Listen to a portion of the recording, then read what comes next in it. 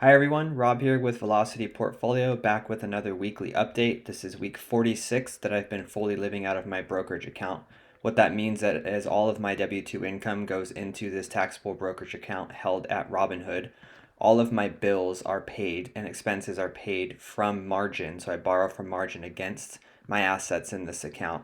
And when I deposit my income in, it goes into these three categories. So I buy 60% in the high yield, 20% in the dividend growth, and 20% into growth.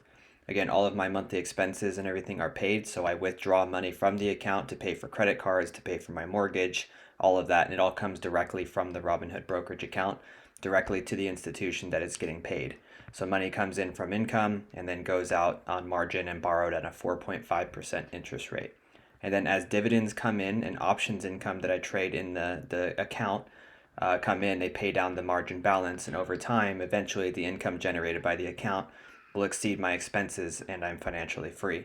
Currently, I'm selling puts and calls at about 10% of the gross account value of the account to generate option premium, which I'll go into in a little bit. I also have the impact fund where any money that I receive from YouTube or any affiliate links that I have from the tools that I use that I'll show in this video goes into the fund GPIQ, and then the dividends from that go are given to charities. Right now, lately, it's been given to the animal rescue place that I got my dog from here in San Diego. And lastly, recently I started trading pretty aggressively, trading options aggressively in my roughly $50,000 traditional IRA account. And at the end of every month, I withdraw half of the premium that I've earned from that IRA. I will pay the taxes, and I will pay the 10% penalty on my tax returns in the coming year. And then I take half of that money and I deposit into Velocity Portfolio to speed up this whole process even more. So let's dive into the numbers. Currently, my gross account value is sitting at $283,000, a net of $157,395. So I have a margin balance of $125,647, which gives me a 55.6% equity percentage. The market's been doing pretty good. It was a little flatter this week, but it's been doing pretty good the last couple of weeks. So my equity percentage has stayed up closer to the 55 mark. Once it gets closer to the 50% mark, I'm going to have to make some decisions on what I want to do with my income. So I might deposit my entire check and maybe only invest like half of it to keep the equity percentage higher. It'll be a week by week basis that I'll let you guys know. Jumping into the account details, you can see here same numbers, but I wanted to point out my available to withdraw is $20,367. So this is money that I could pull out at any time to use for whatever I might need it for. I like to keep this around 10 to 15 at the lowest point in case there was some major thing that happened to my house or anything like that. But worst case, I have other sources I could pull money from if something were to happen. Looking at the transactions for the week, scrolling down to, actually I can filter this by, let's look at last Sunday through today, the 16th. So if you look at the 10th TDAQ, I purchased on the 10th BITX. You can see some call positions. And then I had credit card conversion rewards. This is from the Robinhood credit card. Any income that I receive from rewards from this, I deposit into Velocity Portfolio immediately, and I purchase GPIQ, which is that fund that I use to donate to charities. So you'll see a lot of cashback rewards and then immediately go into GPIQ. So I do it daily typically. And then withdrawal 171. This was for a credit card, I believe, that came directly from the account.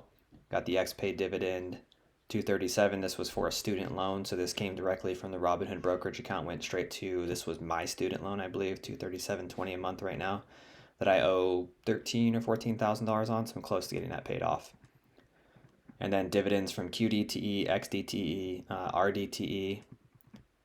And then this was from my deposit yesterday, so income deposited yesterday. You can see I split it three ways between QQQI, RDTE, and T-SPY, so $837 into each one. So that was the weekly deposit. And then, because I get paid weekly, and my wife gets paid alternating weeks, so we receive a paycheck every single Friday, which is really nice because it allows us to DCA into the market weekly every single Friday. And then you can see more credit card rewards from the cash back. going into GPIQ, and then my calls expired worthless. So I got to keep all of that premium, the 14 and 52, minus some small fees that I'll cover here shortly too.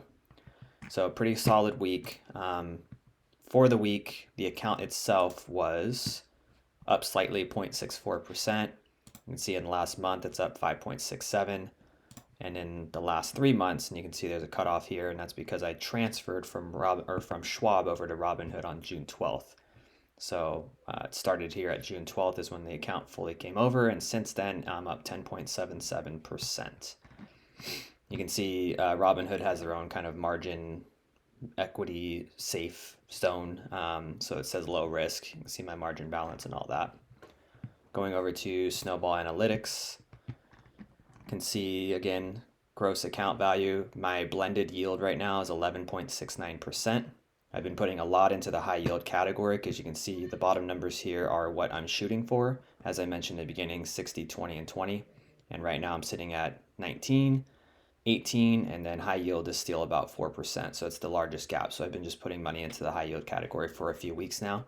It's a tad bit skewed because I do have my options positions I was assigned on Netflix and BITX a while back, which accounts for 5.63. So if you were to take that percentage and disperse it amongst these would be a little bit closer. So it is a tad bit skewed, but this is what I use to decide what I'm going to buy. Also, what I use every week to decide what I'm going to buy is I look at my diversification. So I come in, and if I'm looking in the high yield category, I'll always look at what are the bottom ones that I need to invest in. So the ones that I put money into yet or on Friday obviously are not on this bottom or the bottom half of this list any longer. So if I were putting money in today, I'd still be putting into the high yield category based on what I just showed, it being the biggest gap. And I'd look at which ones are the lowest allocation. I don't like having, or I want to have all my funds be less than 5%. You can see Microsoft and XDTE are still above that, but I have not put any money into those for a while, so they're going to continue to drop down. So if I was putting money in right now, I'd be looking at the high yield category, which would be JEPI, QDTE, and SPYI. And then I like to look at the percentage. They're all relatively close here, almost exact, 3.88 to 3.94. I probably would split it 3 ways again and just go 1/3 into QDTE, 1/3 into JEPI, and 1/3 into SPYI. I don't really put money in based on, or I don't really invest it into funds that I hold based on how much I'm down or up in total return or capital gains or anything like that. I kind of just simply look at what is the lowest allocation and go that route. I try not to time the market as much as possible. I mean, if there's a great opportunity, then I will, like maybe Microsoft had bad earnings, or one of the individual tickers, Meta is down here. I could see that as an opportunity, whatever the case might be. Sometimes I will do that, but typically I'm just going into here and I'm buying the lowest allocation for the most part, at least for the high yield funds, which I've been doing for the last few weeks. So you can see I'm in the green in total return on everything except for options positions, obviously. So dividends received for August so far, I've received $895.78, and I'm projected to receive another $1,518.63. And you can see there from the funds that I'm anticipated to receive them from. My goal still remains the same, between 5 and 6 years. This says 177 annually, which is not totally correct. So it's going to be somewhere in this range, in the 5 to 6 year range, because my goal is $144,000 annually, so that's quite a bit more. But it should, and I've built this goal as kind of a safer scenario. I went kind of extreme on everything. No, I tried to put in like a negative dividend return over the next few years. Went on the lower side of my income. I am commission-based sales. I have a salary as well, but I do receive a commission, so it fluctuates from time to time. My wife is a nurse, and she does have a little bit of fluctuating income from time to time, so it's hard to gauge perfectly, but I try to take kind of an average and go on the safer side. So I actually think my goal might be achievable in like 4 to 5 years instead of 6. And based on my gross account value, 283, my goal is like 1.25 million. That would tell you I'm about a fifth of the way there roughly. So dividend growth here, you can see it's been steadily rising. So from May to June to July, so hopefully August comes in a tad bit higher here, and then we just continue to climb up a little bit higher. This is what's going to set me free once this income every month plus the options income exceeds my expenses. That's when I'm financially free. So And then starting in October, because I started this in October 2025, that's when these purple bars will start to line up next to them. And we'll really be able to compare year over year, which will be nice. I'm excited to hit that point. So getting very close here to hitting the 1 year mark. Looking at the calendar for this coming week, you can see the dividends I've received so far. So XPay just paid out. I got almost $200 there this past Thursday. Then the normal weekly pairs. This coming week, I've got TDAQ coming, estimated 156.90, and then a bunch of stuff. Usually the NEOS funds pay here, which they were just purchased or bought out by Goldman Sachs. So a lot of videos out from different people on that. If you guys haven't heard that news yet, you can see BTCI, IYRI, MLPI, so all the NEOS funds that I hold, and then all the weekly stuff, XDT, RDT, and QDT. So it's going to be over $1,000 I'm going to get on Friday, which is going to be amazing. So when these dividends come in, it's going to go to my margin balance and it's going to pay it down. I do not drip anything at the moment. Not a single one of my holdings drips at the moment. Every dividend or amount of option income that comes in by me trading or by dividends or anything, capital gains, anything, goes towards my margin balance and pays that down. The only thing that's actually growing my account other than the funds and stocks growing on their own is my income. So my income comes into the account. I use that income. So if it's $2,000, I use that $2,000 to buy $2,000 worth of assets in those categories that I showed before. And then everything else goes towards the margin balance. So last but not least, showing the options trades. So I've been holding on to Netflix and BITX for a while now. You can see BITX, I've got a lot of transactions here. But what's really important is my net stock cost is $19.58. It is still quite a bit below that. It's down below $12, I think, still, if we look at BITX.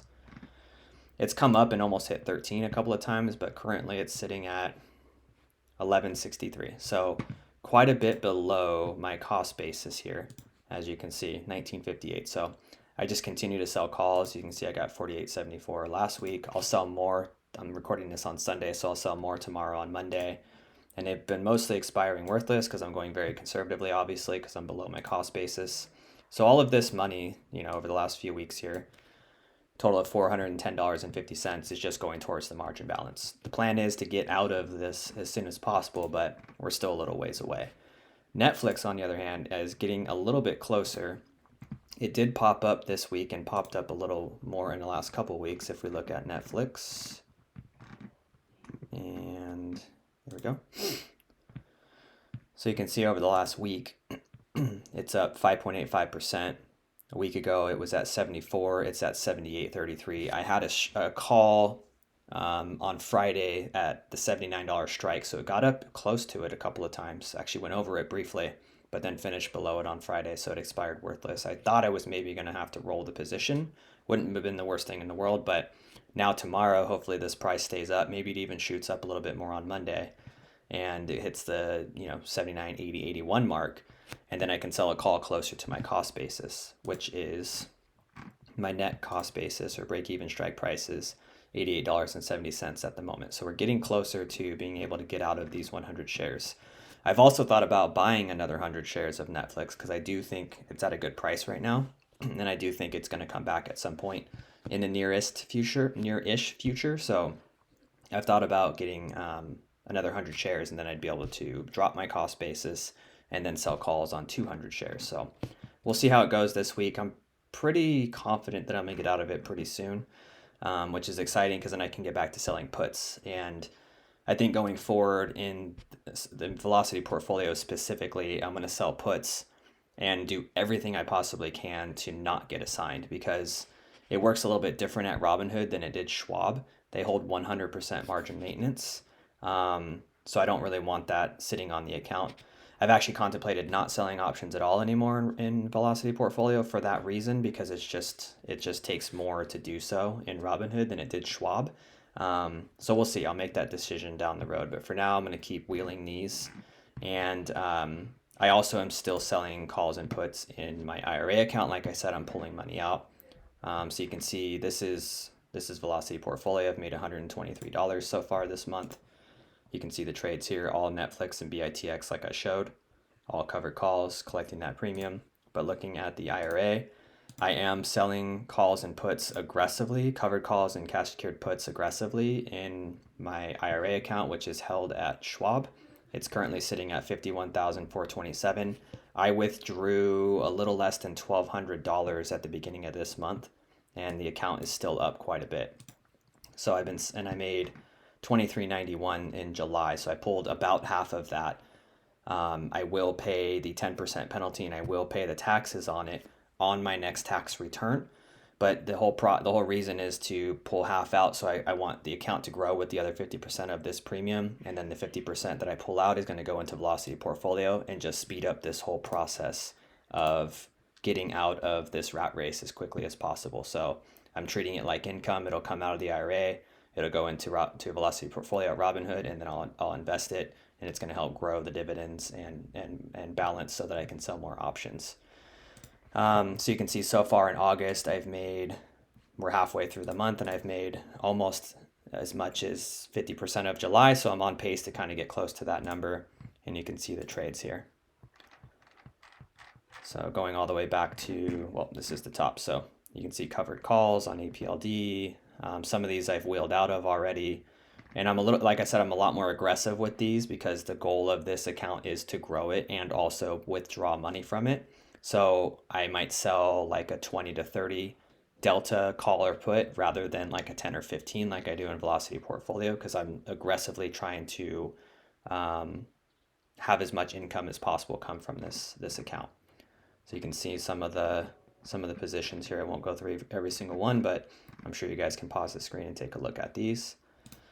So far a total of that. I also post all of this, and I post my trades in my Discord channel, which is completely free. You guys can jump in there. I have a specific channel for options trading. I have a specific channel in there for the IRA, so you guys can keep track of the process on this.